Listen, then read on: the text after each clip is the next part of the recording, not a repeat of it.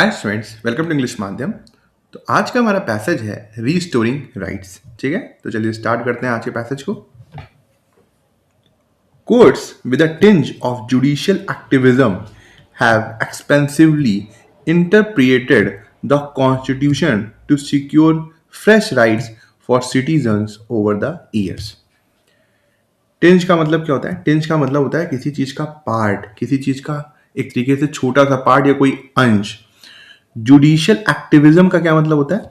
Judicial activism का मतलब होता है जब कोर्ट एक्टिवली चीजों को आपको एक्सप्लेन कर कर नए फैसले देती है, या फिर लॉ में कुछ चेंज लाती है, या दोबारा से वो लोगों को बताती है कि भाई ये जो कॉन्स्टिट्यूशन में लिखा है इसका क्या मतलब है। ठीक है, एक तरीके से जुडिशियली रूप से कोर्ट जो है वो एक्टिव रहती है।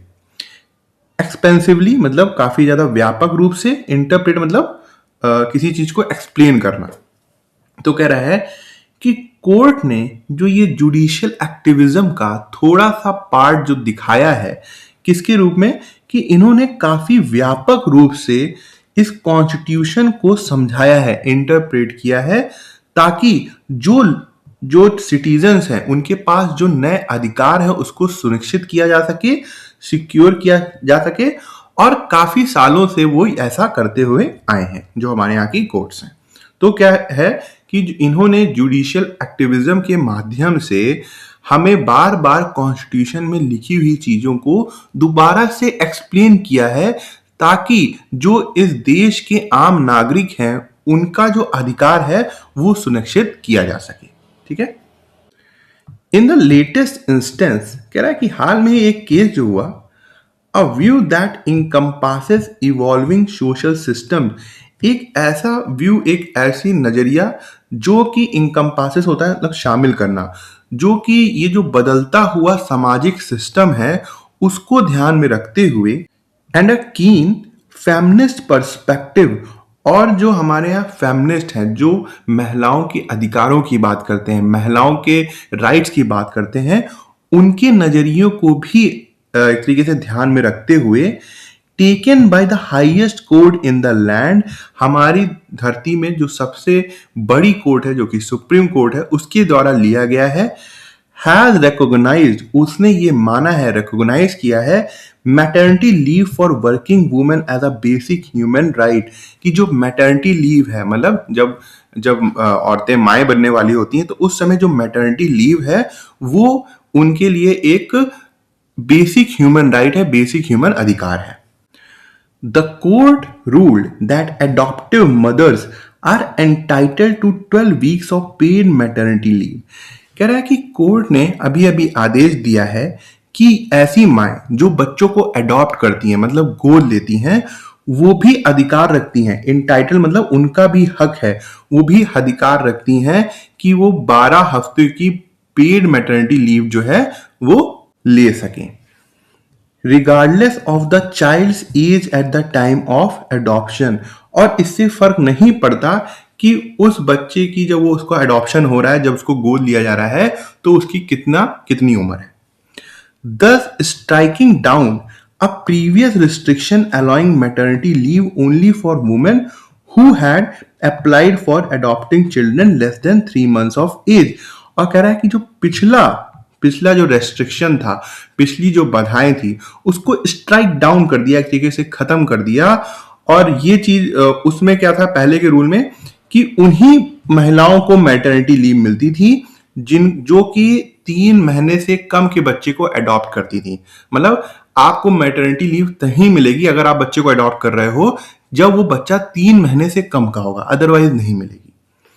The judgment delivered by justice JB Pardiwala and R Mahadevan, कह रहा है कि ये जो डिसीजन आया है जो कि जस्टिस JB परदीवाला ने दिया है और आर महादेवन ने दिया है, came in response to petitioner Hamsa Nandini Nanduri challenging this provision in the Maternity Benefit Act। कह रहा है कि ये उस रेस्पॉन्स में आया है कि एक जो याचिकाकर्ता थी जो कि इनका नाम था हमसन नंदिनी नंदूरी, जिन्होंने मैटरनिटी बेनिफिट एक्ट में ये जो प्रोविजन दिया हुआ था, ये जो रूल दिया हुआ था कि आप 3 महीने से कम के बच्चे को जब अडॉप्ट करेंगे तभी आपको मैटरनिटी लीव मिलेगा, इसी के खिलाफ हमसा नंदिनी ने जो याचिका दायर करी, उसके लिए जो डिसीजन है इन दोनों जजेस ने दिया है। Recently replaced by the code on social security, और कह रहा है कि ये जो मैटरनिटी बेनिफिट एक्ट है वो हाल ही में code on social security act से उसको रिप्लेस किया गया, बदला गया है। She also pointed out, pointed out का मतलब होता है किसी तरफ इशारा करना, कि उन्होंने एक और बात की तरफ इशारा किया है, दैट द लीगल प्रोसेस, की जो कानूनी कार्रवाई है, जो कानूनी प्रोसेस है ऑफ एडॉप्शन का, itself took over the 3 months to be completed, उसी में ही 3 महीने से ज्यादा लग जाते हैं प्रोसेस को कंप्लीट करने में। कहने का मतलब यह है कि अगर आप किसी बच्चे को अडॉप्ट करने जा रहे हैं तो उसको अडॉप्ट करने का जो कानूनी प्रक्रिया है वही 3 महीने से ज्यादा है। तो और उधर रूल क्या है कि 3 महीने से कम के बच्चे को आप अगर अडॉप्ट करेंगे तभी आपको मैटरनिटी लीव मिलेगी। मान लो कि अगर कोई 1 महीने का बच्चा है, उसको अडॉप्ट करने कोई जाता है तो उसको 4-5 महीने तो ऐसे ही लग जाएंगे, तो ये एक तरीके से नाइंसाफी है उनके साथ। द जजेस observe that an adoptive mother had the same rights and obligations toward the child as a biological mother. कह रहे हैं कि जो जजेस हैं उन्होंने ये देखा कि ये जो एडॉप्टिव मदर्स हैं, जो गोद लेने वाली माएँ हैं, उनके पास सेम अधिकार है और सेम दायित्व है, सेम रिस्पॉन्सिबिलिटी है, ऑब्लिगेशन है बच्चे की तरफ जितने की एक बायोलॉजिकल माँ को है, जितने की एक जन्म देने वाली माँ है, उतना ही अधिकार जो गोद लेने वाली माँ है उसके पास भी है। ठीक है। Reading adoption as an expression of reproductive autonomy, autonomy का मतलब होता है एक तरीके का फ्रीडम, रिप्रोडक्टिव ऑटोनॉमी का मतलब होता है कि जब एक व्यक्ति या कपल दोनों लोग मिलकर डिसाइड करते हैं कि कब उनको फैमिली बनानी है, कब उनको फैमिली अपनी बड़ी करनी है, तो कोर्ट का कहना है कि अब जो एडॉप्शन है, जो गोद लेने की प्रक्रिया है, उसको हमें एक तरीके से रिप्रोडक्टिव ऑटोनॉमी के तहत देखना चाहिए। The court said that the emotional bond, की जो भावनात्मक जुड़ाव होता है विद द चाइल्ड, बच्चे के साथ, has to be consciously nurtured through time, वो बहुत ही ज्यादा समय के साथ क्रिएट होता है। कॉन्शियसली मतलब जानते हुए, सचेत रूप से, नर्चर मतलब पालना। तो कह रहा है कि ये जो भावनात्मक जुड़ाव बच्चे के साथ पैदा होता है वो समय के साथ होता है, प्रेजेंस, आपकी प्रेजेंस से होता है, एंड सस्टेन्ड केयर गिविंग, और लगातार बच्चे को केयर देने से होता है। तो वो जो बॉन्ड पैदा होता है वो जरूरी नहीं है कि वो जो बायोलॉजिकल मदर है वही दे पाएगी, नहीं, एक एडॉप्टिव मदर भी दे सकती है, क्योंकि जब वो उसके साथ समय बिताएगी तो एक बॉन्ड पैदा होगा, प्रेजेंस देगी अपनी तो लगाव बनेगा, और जैसे ही जैसे उसकी केयर करेगी तो एक बॉन्ड बनता जाएगा। Adoption is an equally valid pathway for the creation of a family. Court का कहना है कि जो एडॉप्शन है, गोद लेने की प्रक्रिया है, वो एक वैलिड पाथवे है, मतलब एक लीगल रास्ता है कि आप अपनी फैमिली बनाना चाहते हैं। कि ऐसा नहीं है कि मान लो जो लेडीज हो गई जो माँ नहीं बन पा रही हैं तो उनके पास ऑप्शन खत्म हो गया है। कोर्ट का कहना है कि भाई आपको अगर फैमिली बनानी है तो ये लीगल रास्ता है, ये वैलिड रास्ता है कि आप बच्चों को अडॉप्ट कर रहे हैं। It is not biology that constitutes a family of a mother, father, children. Court का कहना है कि ये कोई बायोलॉजी नहीं है जो फैमिली को बनाती है, मतलब बायोलॉजी का रोल नहीं है कि वो फैमिली के अंदर जो बॉन्ड है, जो रिलेशन है, जो प्यार है, वो रेस्पेक्ट है, वो बना रही है। जैसे कि यहाँ पे एक फैमिली किससे बनती है? एक माँ से, एक पिता से, एक बच्चे से, मगर ये बायोलॉजी से तो जुड़े होते हैं, मगर इनके बीच का जो बॉन्ड होता है वो कैसे होता है? वो एक्सपीरियंस से आता है। आप कि जो आपने अपने फादर को देखा है, मदर को देखा है, वो एक्सपीरियंस है कि हाँ मेरे फादर इतने अच्छे हैं, मेरी माँ इतनी अच्छी है, उनका मेरे लिए इतना लगाव है। तो कोर्ट का कहना है कि ये जो रिश्ता है वो बायोलॉजी नहीं है, rather it is a shared meaning, कि वो एक तरीके से अपनी भावनाओं को शेयर करने वाली बात है, रिस्पॉन्सिबिलिटी, जिम्मेदारियों को शेयर करने वाली बात है, एंड इमोशनल बॉन्ड्स, और भावनात्मक जो जुड़ाव है उसकी बात है, that sustain such a relationship. और इन्हीं सब चीजों से जो रिलेशनशिप है, जो रिश्ते हैं, वो चलते रहते हैं। इट एक्सप्लेन, कोर्ट ने ये एक्सप्लेन किया। Maternity benefit is extended to working women during the early phase of motherhood to support them financially. कह रहा है कि ये जो मैटरनिटी लाभ होते हैं वो वर्किंग वुमेन को दिए जाते हैं जब वो माँ बनने वाली होती हैं उसके अर्ली पीरियड में, ताकि उनको आर्थिक रूप से मदद दी जा सके, एंड प्रोवाइड इकोनॉमिक सिक्योरिटी और उनको आर्थिक रूप से सुरक्षा दी जा सके without them having to depend on family members, ताकि उनको अपनी फैमिली मेंबर्स के ऊपर डिपेंड ना रहना पड़े। This equally applies to biological and adoptive mothers. कह रहा है कि ये अब जो है वो चाहे जन्म देने वाली माँ हो या फिर गोद लेने वाली माँ हो, दोनों के लिए ही अप्लाई करता है। फर्दर उसके अलावा द जजेस अर्ज्ड द गवर्नमेंट, जजेस ने गवर्नमेंट से एक तरीके से बोला है या जोड़ दिया है टू लीगली रिकॉग्नाइज, कि कानूनी रूप में वो उसको माने, किसको, पैटर्निटी लीव को, जो पिता की जो लीव है उसको माने as a social security benefit, ताकि जो समाज है उसको लाभ हो सके। नोटिंग, और ये भी कोर्ट ने बोला है दैट पेरेंटहुड की जो पेरेंटिंग है is not a solitary function, वो अकेले का काम नहीं है। सोलिटरी मतलब अकेलापन, अकेले करना किसी चीज को, perform by one parent alone. तो कोर्ट ने ये साफ साफ गवर्नमेंट से कहा है कि भाई आप पैटर्निटी लीव को भी जगह दें अब इस समाज में। क्यों? क्योंकि अब सिर्फ जो बच्चे का पालन पोषण है वो सिर्फ एक व्यक्ति का काम नहीं है, दोनों ही पेरेंट्स को मिलकर करना पड़ेगा। ठीक है। The judges have, with one judgment, conferred equal rights to adoptive parents। कह रहा है कि जजेस ने सिर्फ इसी एक जजमेंट से ये तय कर दिया है कि ये जो अडॉप्टिव पेरेंट्स हैं जिन्होंने बच्चे को गोद लिया है उनके पास भी इक्वल अधिकार हैं। And restored child rearing to a gender neutral parenting paradigm. Paradigm का क्या मतलब होता है? कोई मॉडल, कोई सिस्टम। चाइल्ड रियरिंग का मतलब क्या होता है? कि बच्चे का पालन पोषण करना। और कह रहा है कि इस एक जजमेंट से उन्होंने दोबारा सुनिश्चित किया है कि जो बच्चे की पालन पोषण है वो सिर्फ कोई एक जेंडर ना करे। ऐसा ना हो कि माँ है तो माँ ही क्या कहते हैं बच्चे का पालन पोषण कर रही है, पिता है तो पिता ही कर रहा। नहीं, ये जेंडर न्यूट्रल पेरेंटिंग पैराडाइम का क्या मतलब है कि दोनों ही माँ बाप न्यूट्रल रूप से बच्चे की देखभाल करें, और इस तरीके के मॉडल की तरफ हमें आगे बढ़ना चाहिए। पैराडाइम मतलब कोई चीज, मॉडल, कोई system. The patriarchal enabling system कह रहा है कि ये जो एक तरीके से मैन का जो सिस्टम है, जो एक तरीके से पिता का सिस्टम है, ये जब हमेशा से हमारे यहाँ समाज में मर्दों को ज़्यादा एक तरीके से इंपॉर्टेंस दी गई है, वैल्यू दी गई है, इस तरीके का जो सिस्टम है हैज फेमिनाइज्ड रेजिंग चिल्ड्रन। उन्होंने बच्चे का पालन पोषण जो है वो एक तरीके से औरतों से रिलेट कर दिया कि ये काम औरतों का ही है, leading to it being undervalued, जिसकी वजह से ये जो बच्चों का पालन पोषण है इसकी जो महत्व है वो इतना समाज में नहीं रहा, और इनएडिक्वेटली कॉम्पनसेटेड, और पर्याप्त रूप से उन्हें उतना मुआवजा भी, उतना कंपनसेशन भी नहीं दिया गया। इफ इट एवर इज, कि अगर कभी दिया भी गया हो तो। Nobel winner Claudia Goldin's work has identified that the gender pay gap often emerges with the birth of a first child। कह रहा है कि जो नोबल विनर हैं जिनका नाम है क्लोडिया गोल्डिन, उनके काम ने ये दर्शाया है कि ये जो जेंडर पे गैप है, मतलब महिलाओं को थोड़ा कम पैसा मिलना और जो मेन है उनको ज्यादा पैसा मिलना, ये अक्सर उभर जाता है जब पहला बच्चा जब आता है समाज में, तो उससे हमें दिख जाता है कि हाँ जेंडर, मतलब जेंडर पे गैप समाज में है। The top court has given Indian opportunity. कह रहा है कि भारत के सुप्रीम कोर्ट ने भारत को एक अवसर दिया है to set the right inadequate laws governing maternity leave in adoption, ताकि वो जो पर्याप्त कानून नहीं है मैटरनिटी लीव के लिए, जो कि जो माएँ बच्चों को अडॉप्ट करती हैं उसको दोबारा से सेट राइट कर सके, मतलब दोबारा से ठीक कर सके। तो टॉप कोर्ट, सुप्रीम कोर्ट ने भारत को यह अवसर दिया है। And to a large extent, और कह रहा है काफी हद तक, the gender imbalance in society, हमारे समाज में जो जेंडर को लेकर इम्बैलेंस है उसको भी सुधारने का एक मौका दिया है।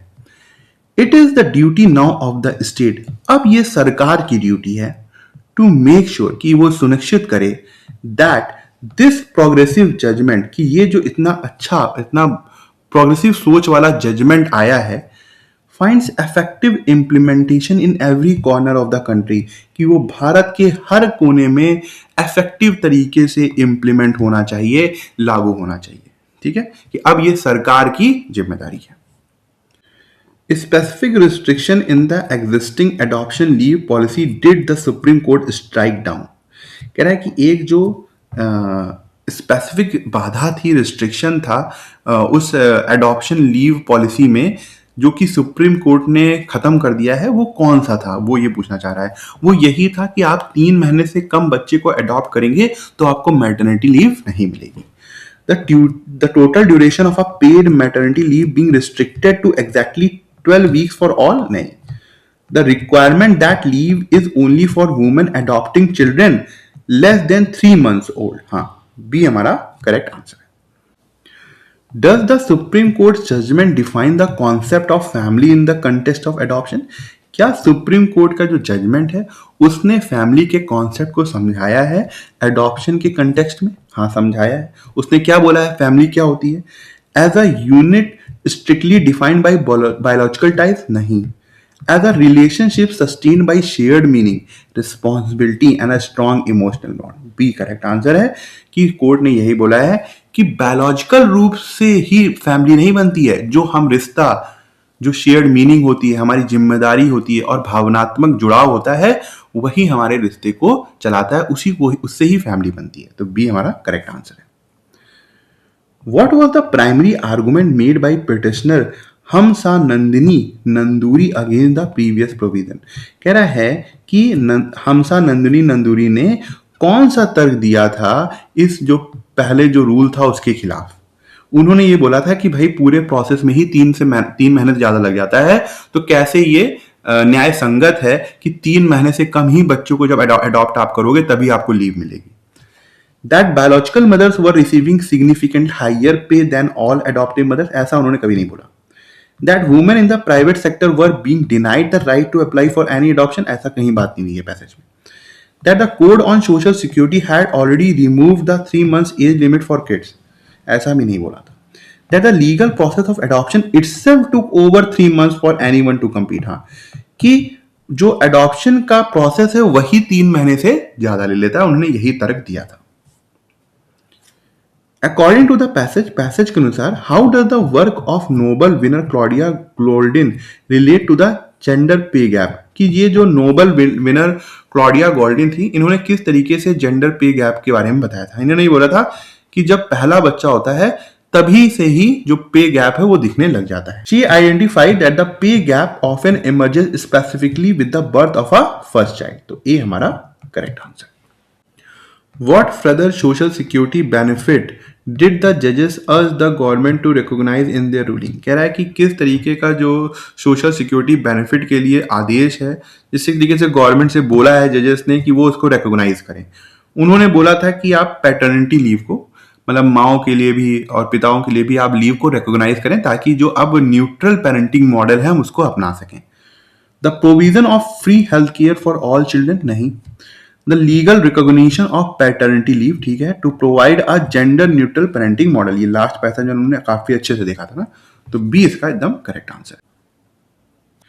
ये आज का क्लोज टेस्ट है, एक बार खुद से पढ़ के देखो, समझ में आ रहा है कुछ नहीं, थोड़ा सा लेंदी है। एक काम करते हैं कि पहले हल्का सा देख लेते हैं किसके बारे में है, ठीक है।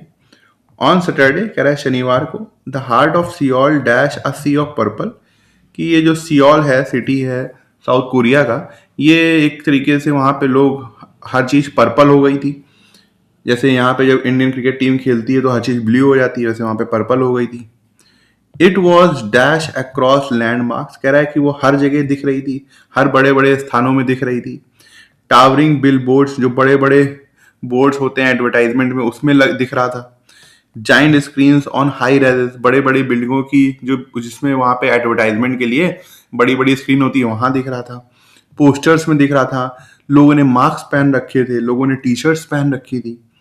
It was in the display of drone lights on the hand river, hand river वहां पर है, वहां पे ड्रोन लाइट चल रही थी, वहां पर भी पर्पल पर्पल दिख रहा था।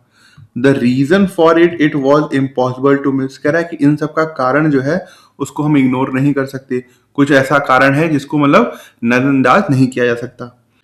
Welcome back BTS, a banner on a 7-Eleven declared, कह रहा है कि 7-Eleven में बैनर लगा हुआ था, एक बड़ा सा एडवर्टाइजमेंट बोर्ड लगा हुआ था जिसमें लिखा हुआ था वेलकम बैक बीटीएस। 7-Eleven एक तरीके का स्टोर होता है, वहाँ पे फॉरेन में चलता है, जहाँ पे आप छोटी मोटी सामान खरीद सकते हैं, तो उन्हीं की शॉप में ऐसा बोर्ड लगा हुआ था। Surrounded by the cake pops act signature colour, और उस बैनर में क्या कहते हैं, वो कलर यूज हुए हुए थे जो कि ये जो बीटीएस बैंड है वो लोग अपने अपने एक्ट के दौरान अपना जो भी गाना ना गाते हैं तो यूज करते हैं, उसी की तरीके के एक तरीके से कलर यूज हुए थे कि लग रहा था हाँ ये बीटीएस के लिए बैनर है। The world's biggest band was returning to the stage, कह रहा है कि दुनिया की सबसे बड़ी जो बैंड है वो अब स्टेज में आ रही थी। After a break of more than 3 years because of mandatory military services, कह रहा है कि क्योंकि इनको 3 साल का ब्रेक लेना पड़ा था, क्योंकि साउथ कोरिया में शायद एक रूल है कि वहां पे आपको 3 साल के लिए मिलिट्री सर्विस देनी ही देनी है, चाहे आप कोई भी हो। तो इस वजह से उनका क्या कहते हैं वो ब्रेक हो गया था और अब वो 3 साल बाद लौट रहे हैं। The mega stars of pop were back, कह रहा है कि वो जो पॉप गाने की स्टाइल होती है ना उसके जो ये सुपर स्टार हैं ये वापस लौट रहे हैं। And their army as their legions of fans call themselves was ready happy singing screaming light sticks in hand, कह रहा है उनकी जो आर्मी, जैसा कि उनके फैंस अपने आप को कहते हैं कि वो उनकी आर्मी है, वो पूरी तरीके से तैयार थे, गा रहे थे, चिल्ला रहे थे और हाथों में रॉड थी, रॉड का मतलब जो लाइटनिंग वाली रॉड होती है वाली। These props can be seen at every के पॉप कंसर्ट, कह रहा है कि इस तरीके की चीजें आपको हर जो के पॉप कंसर्ट होता है उसमें दिख जाएगी। मतलब कह रहा है कि बीटीएस में नहीं, अगर और भी जो लोग गाते होंगे पॉप पॉप वाला गाना तो उनके कंसर्ट में भी आपको दिख जाएगी। But the big brands have their own, मगर जो बड़े बड़े ब्रांड्स होते हैं उनका खुद का होता है, मतलब उनके थोड़ी सी कुछ स्पेसिफिक चीजें होती हैं कि आपको दूर से दिख जाएगा हाँ ये बीटीएस का बैंड है। Amanda and Veronica had them to, कह रहा है कि एमेंडा और वॉरनिका है उनके पास भी है। They wore white greens and matching purple handbook, कह रहा है कि उन्होंने भी काफी ज्यादा स्माइल करते हुए उस चीज को पहना था। वाइट ग्रीन्स का मतलब होता है जब लोग दांत दिखा के हंसते हैं। And matching purple handbook, handbook south Korea की एक ड्रेस है, कह रहा है उन्होंने पर्पल कलर की मैचिंग जो के पॉप कलर यूज करते हैं उस तरीके की उन्होंने ड्रेस पहन रखी थी। The traditional Korean dress. The band's break is what made them seek out others members of the army. कह रहे हैं कि उनका कहना था लड़कियों का, अमांडा और वॉरनिका का, कि ये जो बैंड था ये 3 साल तक इसको बैन लग गया इसके ऊपर, या एक तरीके से मिलिट्री सर्विस के लिए ले गए। तो उस दौरान ये लोग दूसरे आर्मी से मिले जो लोग दूसरे मतलब उस बीटीएस को पसंद करते थे, तो उनसे मुलाकात हुई। दैट्स हाउ वी मेट, कह रहा है कि इसी तरीके से अमांडा और वॉरनिका एक दूसरे से मिली। अमेंडा सेज, ऐसा अमेंडा ने बोला। But it had been difficult 3 years, मगर उन्होंने कहा कि ये 3 साल बहुत कठिन थे। They added spend yearning for the band to come back. Yearning का मतलब होता है डिजायर, मतलब आपकी बहुत ज्यादा इच्छा हो कोई चीज वो हो जाए। तो कह रहा है कि मगर उनकी जो उनका समय था वो इसी इच्छा में गुजरा कि जल्दी से जल्द वो बैंड वापस आ जाए। Finally the wait was over, कह रहा है कि अंततः जो वेट था वो खत्म हुआ। As the sun dash the squad thumped with screams of the crowd, कह रहा है कि जैसे ही सन ढला वैसे ही जहाँ पे स्क्वायर कोई जगह होगी वहां पर, तो वहां पे लोग चिल्ला के एकदम थम सब दिखाने लगे जैसा लोग करते हैं। Fans erupted dash chants of the 7 members name, और जो फैंस थे उनके वो चिल्लाने लगे उनके जो सात, क्योंकि उस बैंड में 7 लोग हैं, उन सातों के नाम चिल्लाने लगे।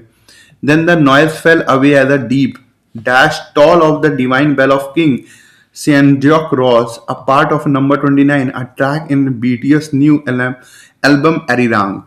कह रहा है कि फिर जो फैन की आवाज थी वो धीरे धीरे जाती रही और उसकी जगह दूसरी आवाज आई और वो डिवाइन बेल की थी, मतलब एक रिंग टाइप की बजी, बेल टाइप की वहां पर बजी, जो कि ये नया एल्बम ये लोग रिलीज कर रहे हैं नंबर 29 उसका एक ही हिस्सा थी। ठीक है, तो एक तरीके से ये के पॉप है, मुझे बहुत ज्यादा नहीं पता है बीटीएस के बारे में, नाम सुना है, देखा नहीं कभी। आप लोग हो सकते हैं कुछ लोग फैन हो उनके। तो बीटीएस है, उनको 3 साल के लिए ब्रेक लेना पड़ा क्योंकि वहां पे मैंडेटरी सर्विस कर रहे थे, वो करनी पड़ती है इनको साउथ कोरिया में।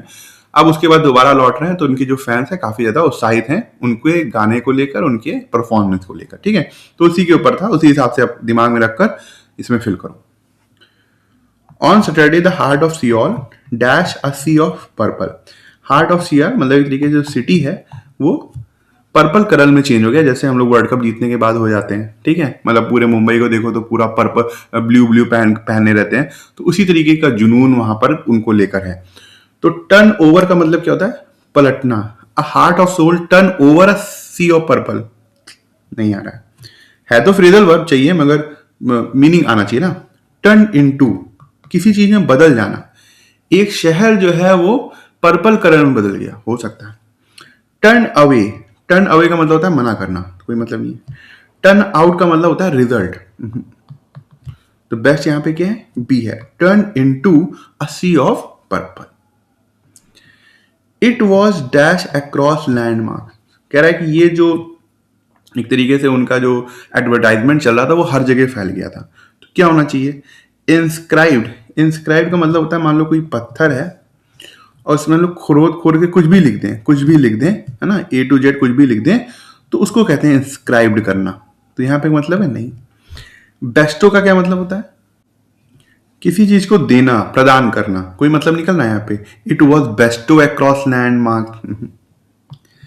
अपहोल्स्टरर, अपहोल्स्टर वो जो क्या कहते हैं, जो फर्नीचर्स होते हैं ना, फर्नीचर हमारे यहाँ सोफा हो गया या और भी बेड हो गया, तो वो जो लोग आकर सही करते हैं, जो स्किल्ड लेबर होते हैं, उनको बोलते हैं अपहोल्स्टरर।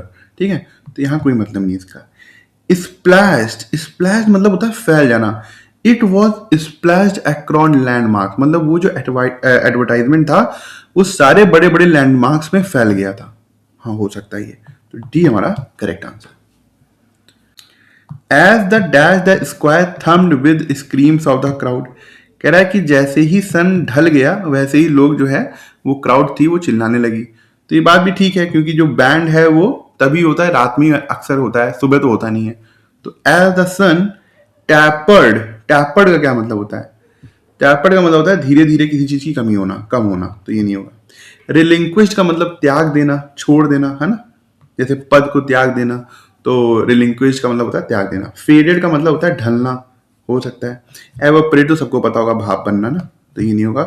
तो बेस्ट यहाँ पे क्या है, एज द सन फेडेड, मतलब जैसे ही वो ढला, the square thumped with screams of the crowd. Fans erupted dash chants of the 7 members name, जो फैंस थे बहुत तेजी से चिल्लाने लगे उन मेंबर्स के जो 7 लोग थे उनके नामों को। फैंस एरप्टेड अमंग्स्ट, अमंग्स्ट नहीं यूज करते एरप्टेड के साथ, इसका अमंग्स्ट का मतलब तो इसके बीच में या उन लोगों के कोई मतलब नहीं आ रहा है।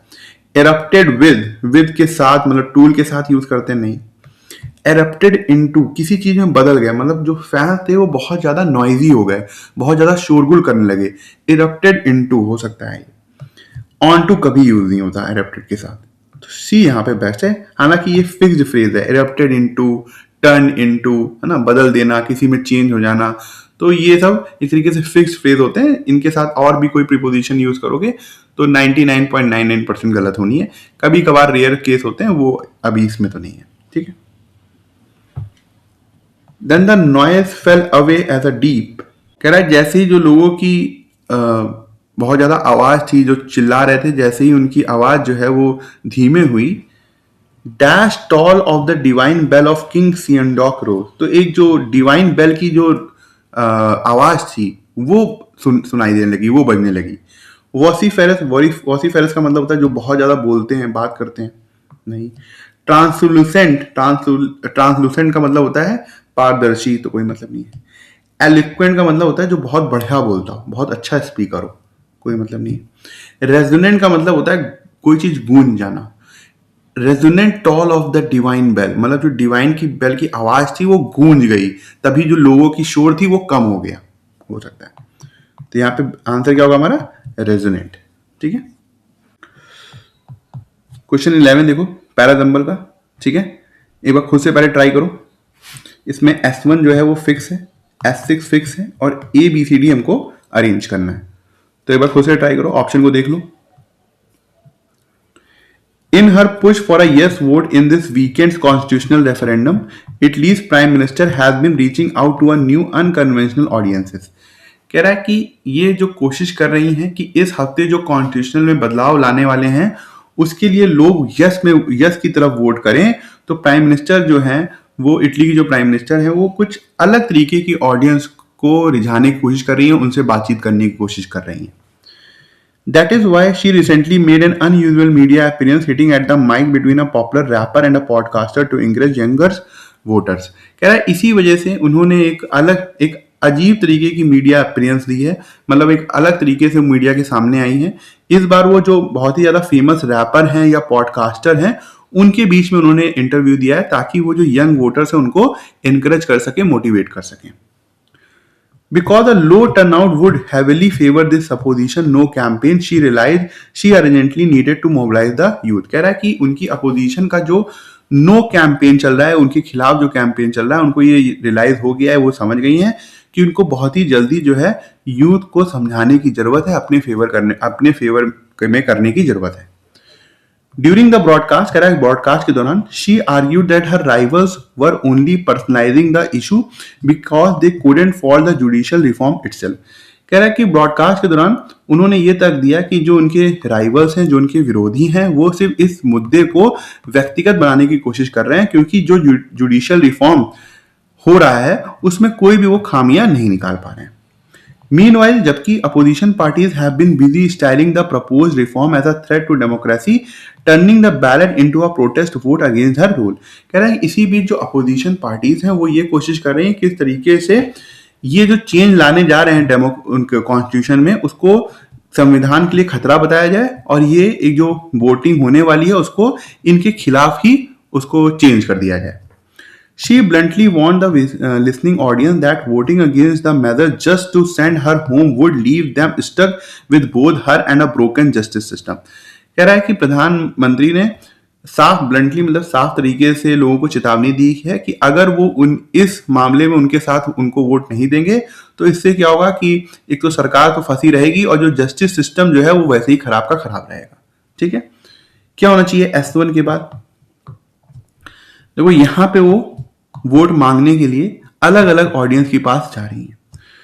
इसी वजह से, और दूसरी तरफ ये तो हो गया, ये प्राइम मिनिस्टर कर रही है, मगर उनकी क्या कहते हैं अपोजिशन पार्टी क्या कर रही है? वो क्या कर रही है कि वो कोशिश कर रही है कि किसी तरीके से ये जो चेंजेस लाने वाले हैं उसको दिखा दिया जाए कि ये संविधान के लिए खतरा है. तो डी से स्टार्ट कर सकते हैं. एक और चीज थी, यहां पे एक पेयर बन रहा था कि that is why she recently, A को देखो और सी को देखो कि उन्होंने किसके साथ इंटरव्यू दे रही हैं, रैपर के साथ दे रही हैं, पॉडकास्टर के साथ दे रही हैं इंटरव्यू. फिर कह रहा है कि ड्यूरिंग द ब्रॉडकास्ट, उसी ब्रॉडकास्ट के समय उन्होंने ये तर्क दिया कि उनके जो राइवल्स हैं वो इस मुद्दे को व्यक्तिगत बना रहे हैं. तो एक तरीके से ए और सी जो है वो क्या है, पेयर है. बचा क्या, B. Because a low turnout would heavily favor this opposition no campaign, she urgently need to mobilize the youth. हाँ, कह रहा है कि अगर इस इलेक्शन में ये कॉन्स्टिट्यूशनल रेफरेंडम आ रहा है इसमें लोगों ने अच्छी मात्रा में वोट नहीं दिया, तो उनको ये समझ में आ गया था कि ये जो अपोजिशन पार्टी है उनको एक तरीके से जीत मिल जाएगी नो कैंपेन वाली. इसीलिए उनको लगा कि जो यूथ है उसको मैनेज करना चाहिए, उसको समझाना चाहिए. फिर देखो बी के बाद ए आ रहा है. दैट इज वाई, इसी वजह से कि उन्होंने एक तरीके से जो रैपर हैं, जो बहुत ज्यादा फेमस लोग हैं या पॉडकास्टर हैं, उनके साथ इंटरव्यू करना शुरू कर दिया ताकि वो अपने यंग वोटर्स को मोटिवेट कर सकें और ज्यादा वोट देने के लिए. तो डी के बाद क्या होना चाहिए, बी, डी बी ए सी और S6 तो फिक्स है. तो डी बी ए सी हमारा आंसर होगा. तो बी हमारा करेक्ट आंसर है. ठीक है, तो ठीक है, आज का लेक्चर यहीं ख़त्म करते हैं. आई होप आपको कुछ सीखने को मिला होगा और आप कमेंट सेक्शन में ज़रूर बताइएगा कि आपको आज का लेक्चर कैसा लगा और आपको क्या सीखने को मिला. अगर आप मुझसे इंग्लिश ग्रामर पढ़ना चाहते हैं तो आप हमारा ऐप इंग्लिश माध्यम प्ले स्टोर से डाउनलोड कर सकते हैं. ऐप ओपन करते ही आपके सामने होम स्क्रीन आएगी. वहाँ पे आपको 5 ऑप्शन मिलेंगे, मेन, लाइब्रेरी, फीड, लेक्चर, पास. लेक्चर में क्लिक करते ही आपके सामने 2 वर्जन आएंगे, फ्री और पेड. पेड में क्लिक करते ही आपके सामने इंग्लिश ग्रामर का एक सेक्शन आएगा जहाँ पे मैंने इंग्लिश SSC के लिए बहुत ही डिटेल में बताया हुआ है और बहुत ही सिंपल लैंग्वेज में बताया है, जो कि आपकी कॉन्सेप्ट्स को और अच्छा करेगा और आपको अच्छे मार्क्स लाने में हेल्प करेगा. तब तक के लिए प्रैक्टिस करते रहिए. Thank you so much for watching this video.